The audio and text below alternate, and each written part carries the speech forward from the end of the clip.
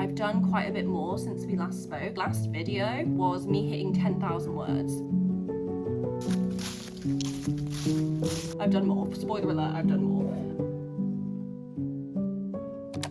Hello! It has been a little minute since I filmed. I'm so excited to film today. If you are new here, I'm Katie. I'm a writer. I'm also a designer by day. I work for myself, so I'm kind of all over the place sometimes when it gets busy. I'm working lots of hours, or I don't really know what time is anymore, so who knows what I've been doing, but I haven't been writing and I haven't been filming. I'm sitting down and I'm going to do some writing. I've not filmed in a long while. I feel like I should explain myself. It feels like I should explain myself. I'm obviously joking about that, but I started this channel earlier this year as a bit of a bucket list thing that I've always wanted to do that I'd never really had the guts to do. Started doing it, loved it, found a really nice rhythm of sort of filming a video, editing it and roughly getting it up once a week. I didn't always stick to it, but I think on average I did a video a week. Loved it. And then we just had the busiest time with work. Things are starting to calm down now, so I think we're settled back into a routine. Is a relief, I'm not gonna lie to you. Just haven't had time for filming. I've really missed it,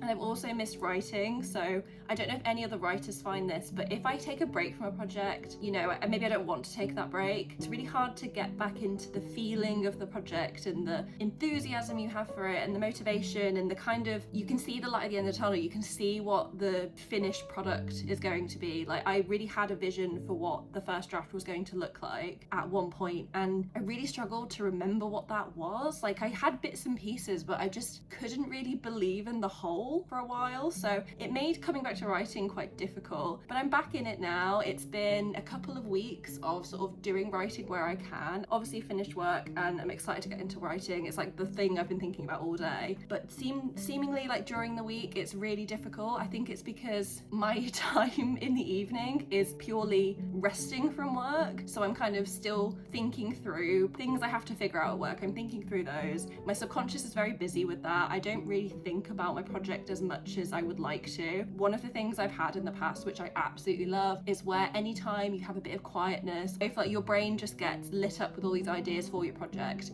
and it's that thing of like your subconscious always working away at it, and then, you know, as soon as you get bored, this idea pops into your head, or you just see a scene or a bit of dialogue or something, and I love that. But it hadn't been happening for this project, and it definitely wasn't happening while I was so busy at work. But it started happening again, which is just so wonderful. And you really do have to kind of, at least I found, like capture those moments as quickly as possible. I did a voice note, which I've never done before for writing, so I've got that to type up. I'm always texting myself little ideas and little notes and things that I need to do something with later, or just questions I have for myself. So I've got a bunch of those to catch up on. I think I put a few things in my notes app. I don't know why. I normally text myself. Anyway, I've got a few things in a few different places. And then the other thing I've been doing, which is new since I've last filmed, is I've got a lovely little notebook. This is actually probably the most gorgeous notebook I've ever had, and I have spent good amounts of money on notebooks before, but it's called a decomposition book. I got it from Waterstones. The whole thing can be recycled, which I think is really cool. It's a little bit expensive, but it's really nice quality. Yeah, it's really sturdy, which I like, and it's a nice size. It's not A4, but it's a good enough size. So I don't love tiny notebooks, which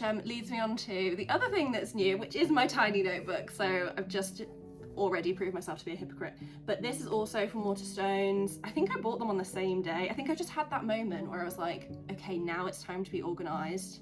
I went into Waterstones and they had pretty notebooks, and quite clearly, if you're choosing between these two, they're obviously for different purposes. I could not, like, how could you pick? You know what I'm going to write in this one, I can't possibly write in this one.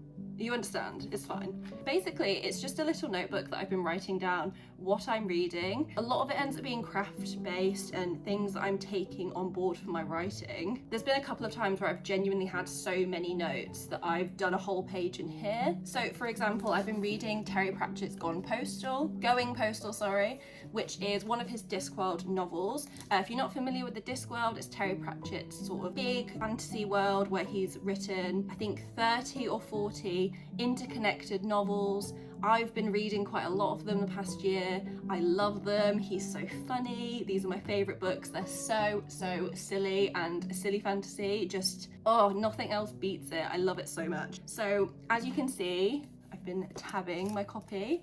I never do that. I'm not very academic or critical with my books. I'm not really one for book reviews.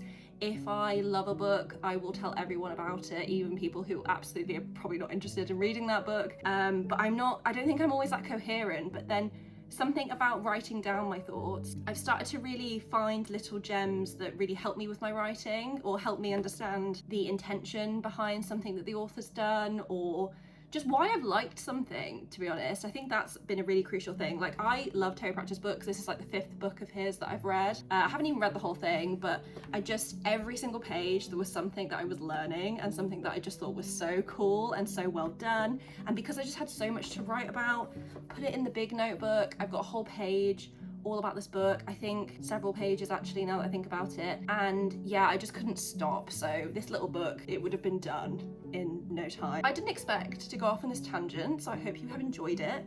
I probably should start writing, because that is what I set out to do this evening, not just chat to you guys, even though it's lovely. So I'm going to catch up with you guys a little bit later. I want to talk a bit more about the things I've been reading. I have so much to catch you guys up on, and I probably should catch you up on the project, because I've done quite a bit more since we last spoke. I think my last video was me hitting 10,000 words. So I've done more. Spoiler alert, I've done more. I mean, you would hope, wouldn't you? I should start writing. I should tidy my desk, because it's a mess. So I will see you in a moment.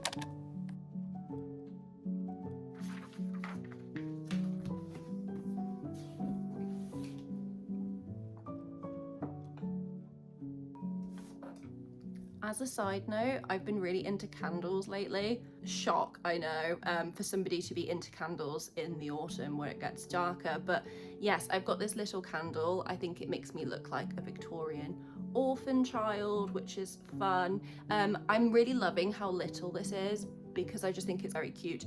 But yeah, if that carries on melting, it's going to create an absolute horrendous mess. So we're going to remove that. Okay, so this is not going to go in. I'm so sorry that you couldn't see that. I just tried to put it in, fell off. So probably not going to have the aesthetic candle today. I've been really enjoying this candle. It's from a company called Whimsical Wicks, and I went to a market in like a small local, like not zoo, but like petting zoo type place near where I live. That was really cute. And the person who sells these, I met her, she was really lovely. And yes, she does these like bookish candles. So I bought the Cowboy Romance candle, and I'm obsessed with it. It's like my real treat. Like, I only burn it when I'm writing, because it's a bit of a motivational thing, because it just smells so gorgeous. But it's smooth whiskey, vanilla, and worn leather. Gorgeous little illustrations on there. She's got loads of other bookish ones, and I think there's like an Akatar inspired candle. There's so many good ones, and she does lots of other ones as well, not just the bookish ones. And they're in these really gorgeous like brown jars, so like they get really glowy. I'm going to light it, give it off my other candle. We're not going to have the ambiance that we hoped for, and I am actually going to start writing now, I promise.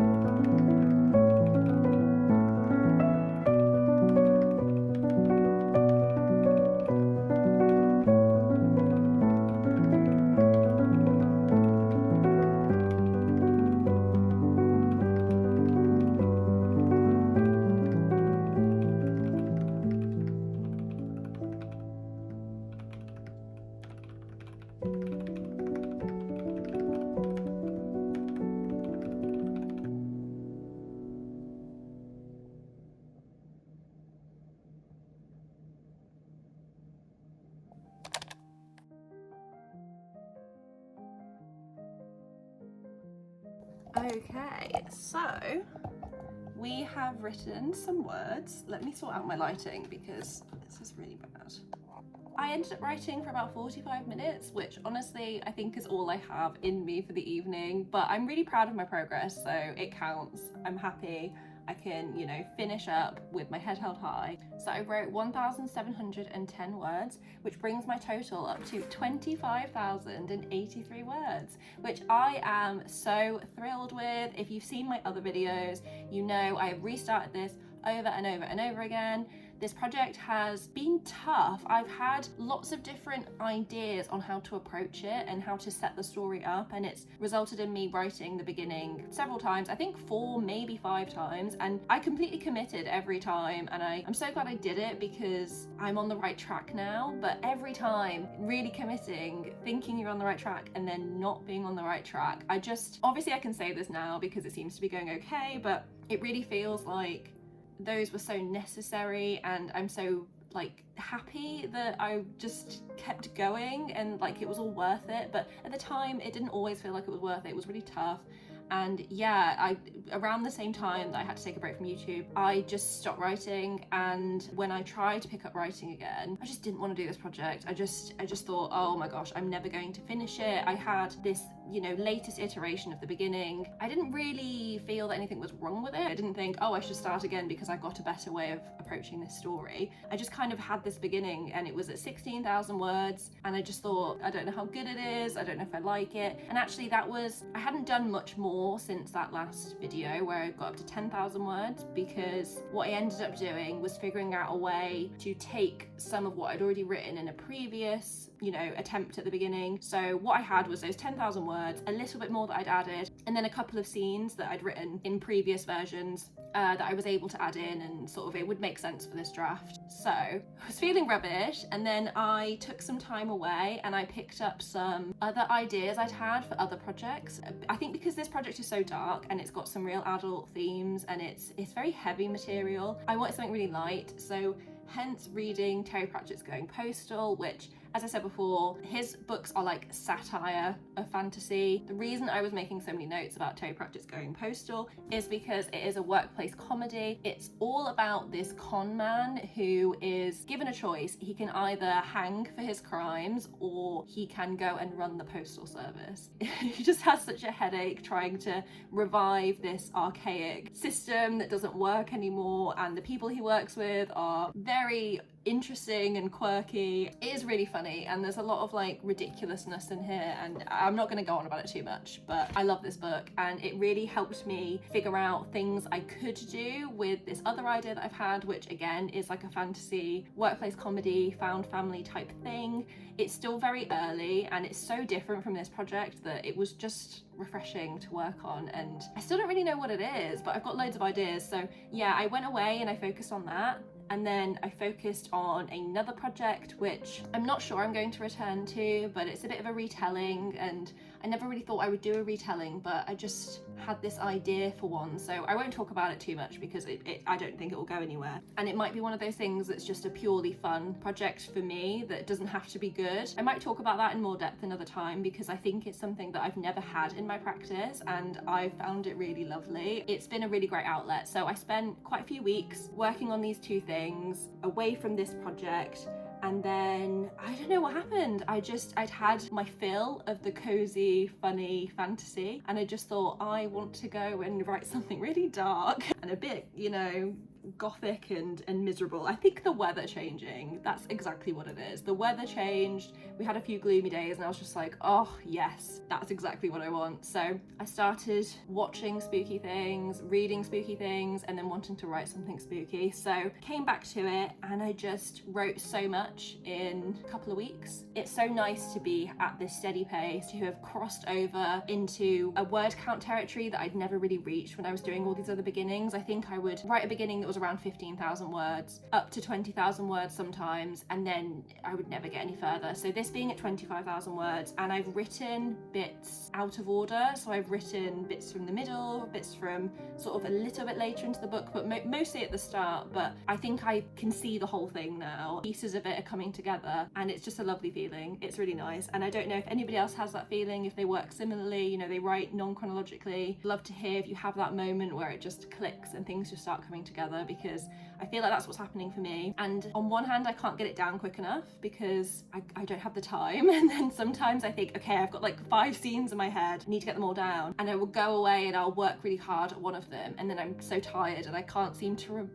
connect to the others. It's very strange. So it's coming together. I'm trying to be patient. I'm hopeful that I can finish this draft before the end of the year, pending, you know, life happening. I'm sure I will go back to those other projects. This project being so dark, I think it takes a lot to work on it for a long time, and I'm still at the retain my sanity, but we will see how long that lasts. I'm going to really quickly talk about what I've been reading, because around the same time that I wasn't able to write and I wasn't filming, I also wasn't able to read very much. Could not find the attention span to sit down with a book, and it took me finding a couple of books that I was really into to be able to do that. So going postal really helped. I have been trying to save it for when I want to go back to that workplace comedy project, because it's so inspiring that I'll read something and it'll give me 10 ideas. So because I was struggling to find books that I was enjoying, I thought I would go and read the second book in a few different fantasy series that I'd started and hadn't come back to yet. So what I'm reading at the moment is The Obelisk Gate, which is the second in the Broken Earth trilogy by N.K. Jemisin. It is amazing. The first book, 5th season, broke my brain. It is so fantastic. If you haven't read it, it is a dystopian fantasy. There are some sci-fi elements to it. I went in blind. I'm so glad I did. The way she has interpreted fantasy and the way she has created her world, everything from the magic system to the peoples to the culture, it all completely makes sense as something that originates from this particular world and what has happened to that world. It is an absolute masterclass in how to world build and how to do something like a hard magic system that you can explain and keep people engaged. I'm not somebody who enjoys hard magic systems, but I definitely love that kind of awe-inspiring soft magic system where you don't know how it works, but it's just beautiful. This book is not that. The characters don't fully understand all the time. These books are amazing. I'm so excited to read them. I have flown through this book. I've got like 50 pages left. It's actually my motivation for getting through my writing tonight. I was like, if I get through my writing, if I do a good amount and I reach my sort of daily target that Scrivener tells me I need to write. I also started reading the second in the Assassin's Apprentice series from Robin Hobb. The first book is medieval fantasy book about this young boy who is the bastard of the prince who's going to be the king. He's next in line. This prince having this bastard is a very big deal in the royal world. This little boy is thrown in the middle of that, and it's a very politically heavy book without being boring. It's so interesting. The character dynamics are so interesting. I genuinely didn't know what was going to happen at any point. It was so gripping, and this boy, I adore him and you just watch him grow up. His relationships are gorgeous and the book has got so much heart to it. I just adore it, and I have rushed Assassin's Apprentice into my partner's hands and said he has to read it because I needed somebody to spend hours talking to about it, whether they like it or not. So that may be you. I may come on here and try and attempt a book review. I don't know if I will, but she's written lots and lots of other books in that series. I think the Assassin's Apprentice series is 3 books, and then there are other books, the other series within that world that you kind of read afterwards. So I've got a lot to do and I'm very excited about it. That's always the thing, I think, if you start a series, if you love it, you're so excited because you've got so much to read, but there's always that thing of like, well, now I'm in, I'm committed, I've got to give all my time to this. When I finish this book, I am instantly going for the last book. I've already reserved it from the library. This is a library copy. The first book was a library copy. I'm so lucky that my library had the whole trilogy because they had the first Assassin's Apprentice and I borrowed it, and then they didn't have the second, but they had the third, which I find strange, and I'm not going to complain because it's for free. But yes, I ended up buying the whole trilogy because I thought it didn't make much sense for me to just own the second book. In fact, I'm gonna get them because they're gorgeous. So this is Assassin's Apprentice, and then we got the next 2 books, which are suitably chunky, and yeah, aren't these just gorgeous? If it's a new book and it's a debut author, or if it's, you know, an author that's like still building their career, I will still try and buy their book new. But these books came out in the 90s. Robin Hobb is a very well-known author, and I just really like the old covers, so I bought these secondhand. As you can see, like this one especially is just, it's got this real mysterious vintage vibe to it. I absolutely love it, and the last one's quite good too. I don't really mind that none of them match. You can tell there's a vibe here. Quite happy with that. The other book I've been reading, which is new, and I did want to buy it new, is Rewitched by Lucy Jane Wood. It's so cozy and so lovely. I don't think there's any other way to describe it. My specific reading of this book is massively influenced by the fact that I found out the author is from the Wirral, and I am from the Wirral. I don't have the accent. If you don't know, the Wirral is a little peninsula that is between Wales and Liverpool. But yes, I found out the author is from the Wirral, and the main character is 29, about to turn 30. I think she turns 30 early in the book. I haven't read a lot of it yet. I'm sort of saving it because I kind of don't want it to end. She manages a bookshop,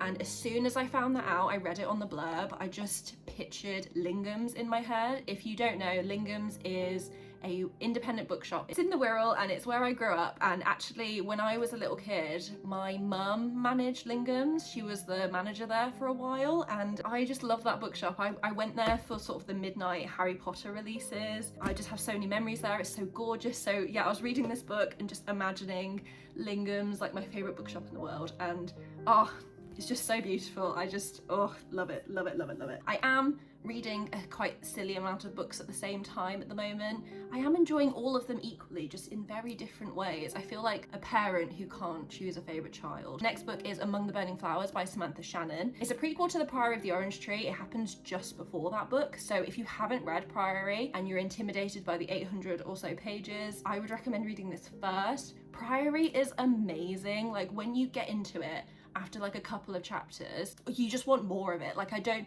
know how to explain it, but even like 200 pages in, I was sad that I knew it was gonna end at some point, because the book is its own contained story. It kind of feels like you're reading a trilogy in one go, which means you get this like incredible sense of satisfaction when you finish it. Yes, Among the Burning Flowers is great. If you are intimidated by Priory, I understand. It's very big, but it's very beautiful, it's very brilliant. So I'm gonna leave it there. This has been lovely. It's been lovely to talk to myself on a Friday evening. Got some writing done, which was great. I got to catch up with you guys. I would love to know what you're reading. I would love to know if you have any fantasy recommendations for when I finally finish 17 books that I'm currently reading. And yeah, just what's going on with you. If you're writing, how that's going. Are you enjoying the cozy autumnal vibes or fall vibes if you are American? Hopefully it won't take me another 2 months to film a video, and I will see you guys again soon. Thanks so much. Bye.